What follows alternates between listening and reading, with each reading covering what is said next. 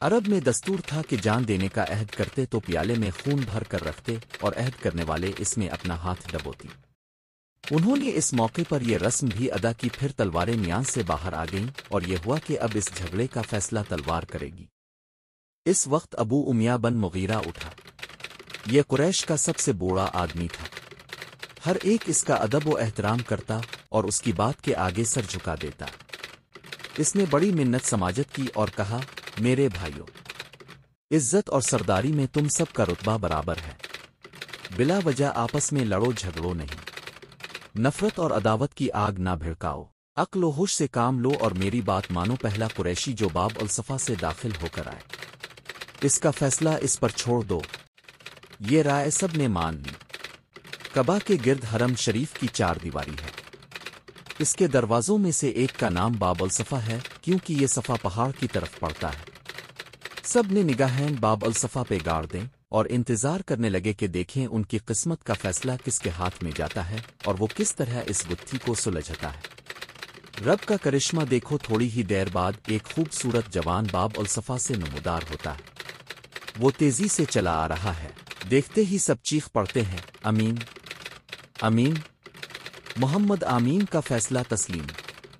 کتنا اعتماد تھا قوم کو اس جوان پر۔ پوری قوم میں کوئی نہیں جسے اس کی دیانتداری میں شبہ ہو، کوئی نہیں جسے اس کا فیصلہ مانے میں تامل ہو۔ دیکھنا ہے آج اس نازک موقع پر وہ کیا کردار پیش کرتا ہے۔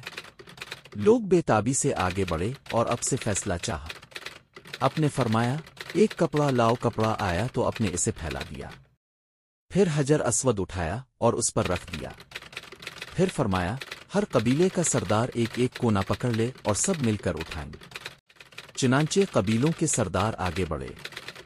انہوں نے کپڑے کے کونے پکڑے اور جس جگہ پتھر لگانا تھا وہاں تک لے آئے۔ پھر اپنے اسے خود اٹھایا اور اس کی جگہ رکھ دیا۔